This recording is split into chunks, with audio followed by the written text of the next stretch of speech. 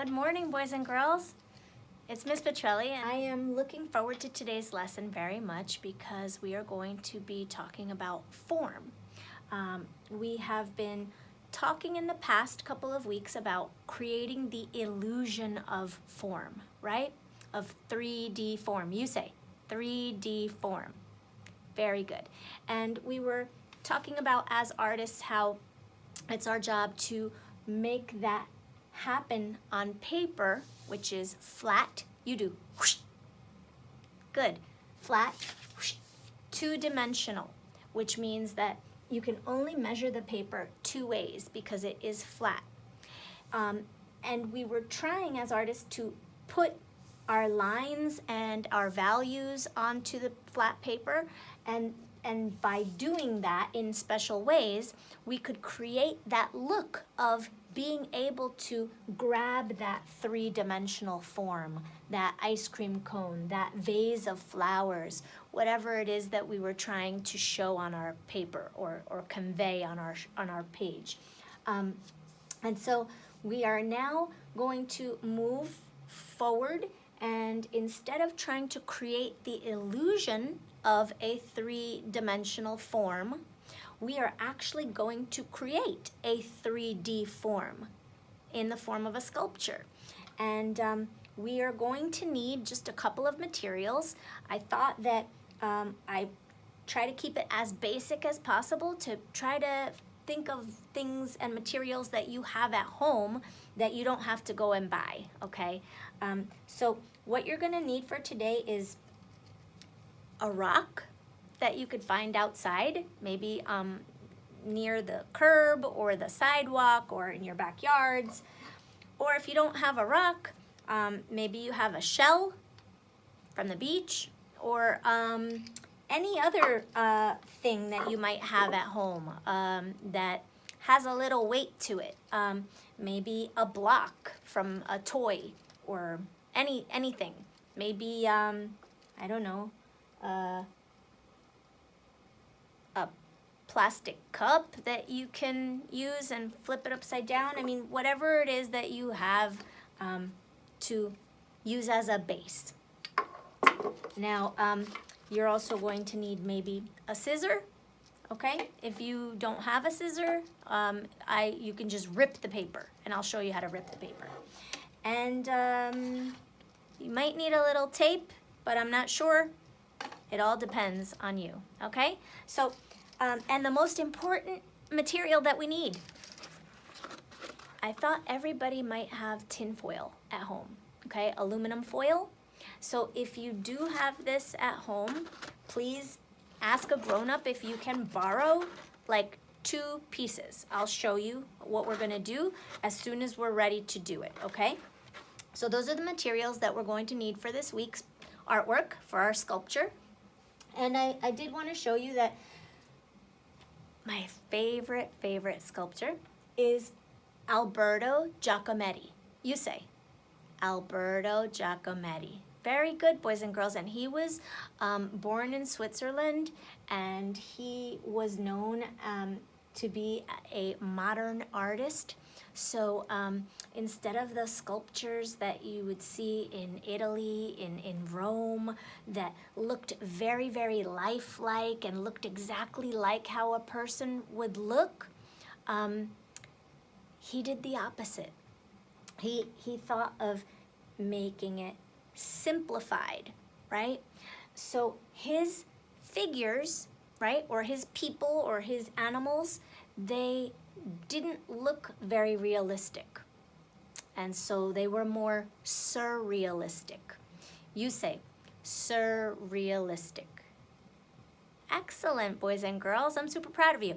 So surreal, you can think of it as the opposite of real. Realism, surrealism. Realism looks very, very realistic, like how we do, or how a flower really looks, or whatever it is that we are observing directly. And surrealistic is more dreamlike, more fantasy, right? Left more to our imagination, as opposed to observing exactly as we see the objects.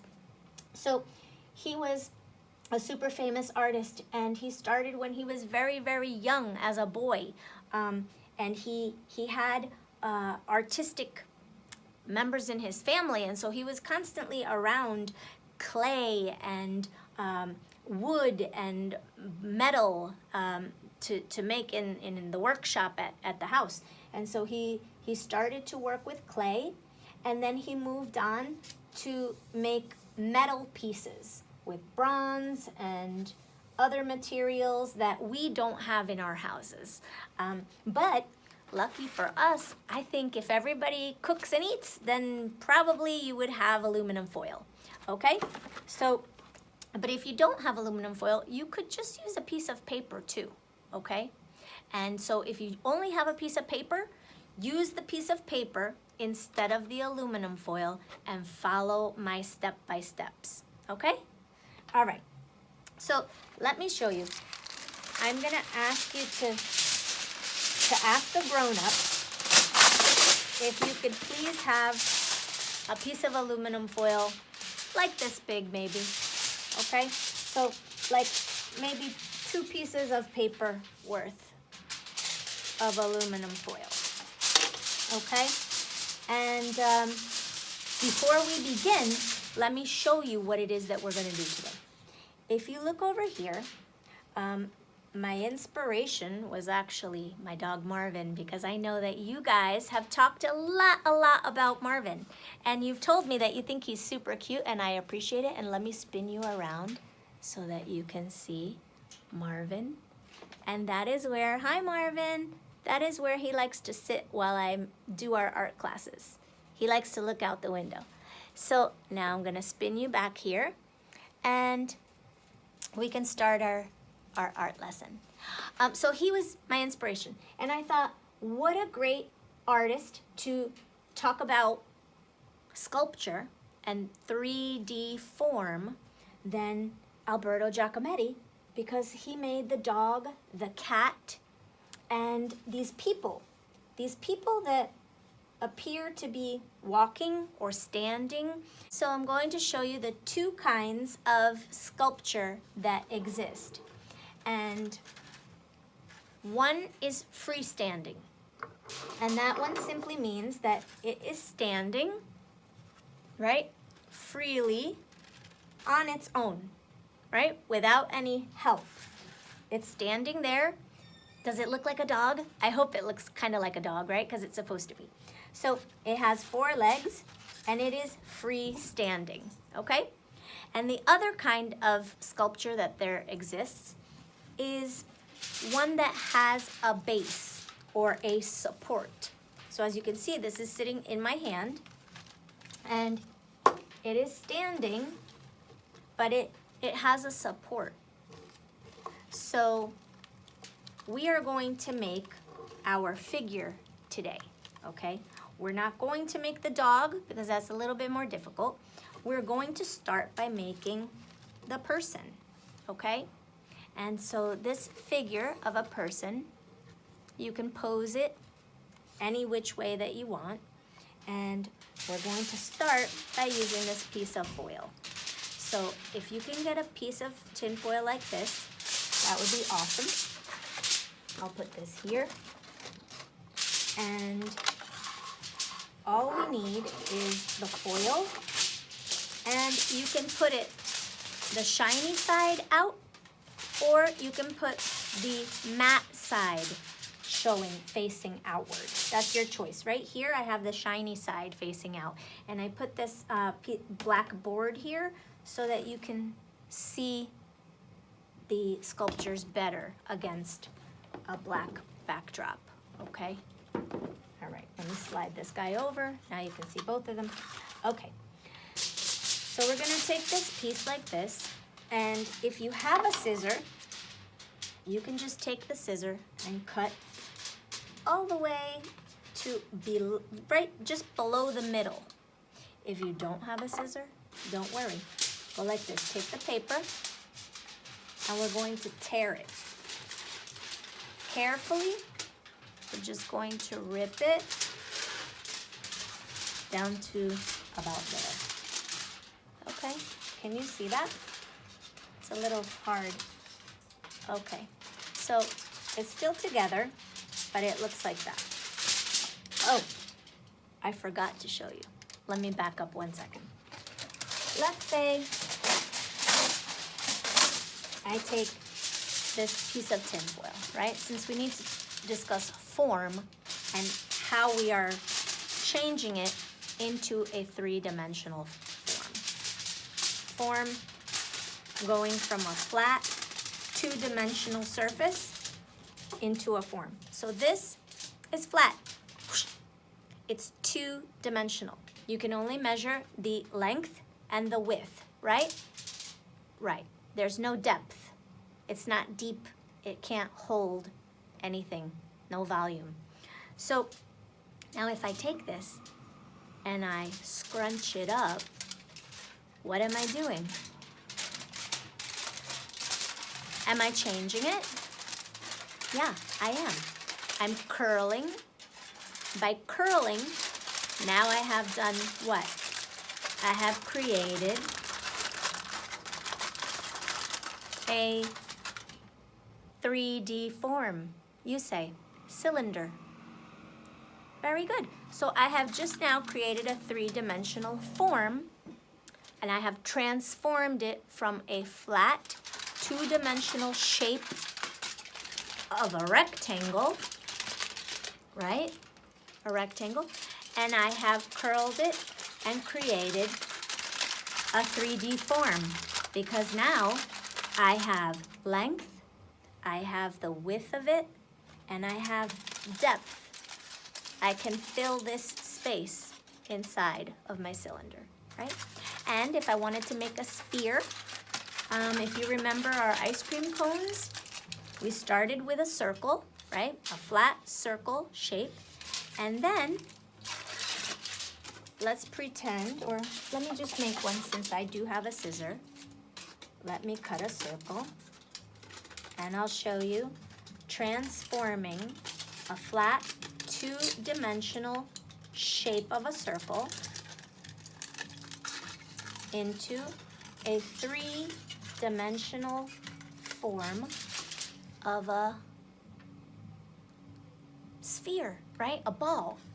So here is my flat, two-dimensional shape. Now if I take it and I crumble it up, what have I created? If you said a ball or a sphere, you're correct. That's right. I scrunched it up, and now, is it flat? Nope, it's not flat. It rolls around like a marble, right? Like a ball, and it is now a sphere, right? So you are transforming a flat two-dimensional shape into a three-dimensional piece. And that three-dimensional piece is what we call sculpture. So now let's get back to this. We'll put this away here for when we need it. And we are back to our sheet of aluminum foil. And you could cut or you could tear. But look at how much I tore. And let me see, maybe I'll put this here now, so that you can see me working against it. Okay, we have a flat piece right here, and I have cut it just like that. And now I'm going to take it, and all I'm going to do is take this one side and scrunch it up, right? I'm scrunching, I'm making a leg. That's what I have so far. And you can do this flat on the table, or you can do it up in the air like me. It's whatever you feel comfortable doing, right? Now I'm gonna take the other side, and I want you to scrunch that up as well. Scrunch it. So now we have two legs. Two legs, and this foil is kind of curling around, right? And that's okay. So now you can curl it around, And this is going to become our figure's body. And then up here, you can close it up and that can become the head. So now, this is what we have, right? We have something that looks like it's supposed to represent a head. Then we have something in the middle here that represents a body. And then two long extensions that can represent legs, right? Doing whatever we want to do. He or she could be dancing. They can be, I don't know, walking, sitting, doing whatever you want. You can pose them later, but we have this so far. Now we're gonna need some arms. So if you can, get another piece of foil. It doesn't have to be as wide. It just has to be long enough. And if you don't have one long enough and you have to add on, this is an additive sculpture, right? You are continuing to add pieces as you go. So it's an additive, meaning you are adding. You say additive. Good job. Okay, so I'm gonna take this piece and I'm just gonna curl it or scrunch it or make it like a hot dog, right? And you are creating, you're transforming a flat surface into a 3D form. I am so proud of you. Look at you, you're sculpting. It's exciting, right? Okay, now I'm gonna take this long piece and I'm going to put it behind my figure. And remember, this is the head up here somewhere. Then if I pinch in there, that can represent the neck. And then I'm just going to either pinch this or wrap it around. I could just wrap it around and now those become the arms. The fun thing about using tinfoil is that not only does it feel cool to do, it's fun to experiment with it. And you can add parts or you can fold it or roll it, right? So now we have a figure. And it can't stand, right? The dog is standing because it has 4 legs. But this guy needs some help. So we're going to have to give him a base. You say base. Good. Okay. Hey, you can think of it like a baseball base, right? The bases, you have first, second, third, and then home. You need a base. So now's the time when you pick something that can support him, right? A support to help hold. I'm gonna pick this shell that I have, and I'm just gonna take my scrap piece of aluminum foil that I had from before, and I'm going to place either my rock on it. Can you see that? Okay, I'm placing my rock on there, or I'm gonna put my shell there, right? And then, once I have it there, I'm trying to position this where you can see. Okay, now I'm going to put one of my legs, right on top of that shell. Okay, there, sorry. And now I'm going to bring the tin foil up and around, like I'm wrapping a gift or a present. And I'm going to wrap it around, and then that extra piece of foil will help hold my figure's leg. All right, now I'm gonna scrunch it up really good, press the tin foil into the rock or into the shell or into the block that you have from your toys or into a bunch of pieces of Legos that you put together, okay? Now, voila, look, it's magical.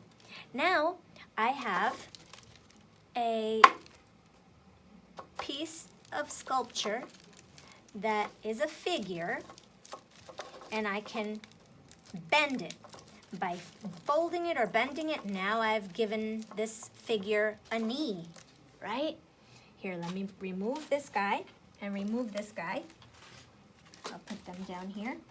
And now you can see up against this black board here, you can see the figure, right? So now I have this figure and I can make it look like it's running, right? Maybe he's or she's in a really big hurry. I can bend this piece here and give him a foot, give her a foot. She is in such a big hurry, she's running to catch the train or the bus, or maybe she's on a baseball team and running to round the bases, right? It's fun. You can make a whole family out of these. You can make you and your friends, right? So I just wanted to show you, boys and girls, that this is no longer flat. It is not a flat surface or piece of paper or board. It is now a 3D form, like we are as human beings. We can go around this space. We can grab it, right? It's not flat. So this, boys and girls, is our sculpture for this week. And I am super excited to be able to share this with you, and I hope that you do have the aluminum foil at home. If you do not, I told you that you could use paper, and I meant it. Let me get a sheet. The thing with the paper is that you might need the tape for that. The aluminum foil, you can kind of scrunch it to itself and it stays. The piece of paper, if I took this piece of paper and I did the same thing and I tore it like this for the legs, and then I scrunched this up for a leg, I would need some tape to probably keep it that way. But it could still be done. You could do it like this, and then if you had some tape, you could wrap tape around it to hold its form. So there are many, many things that you can do with just regular everyday materials that you have at home. See? So you could certainly do that. And the body would be this one. And you could crumble it the same way that we did with the tin foil.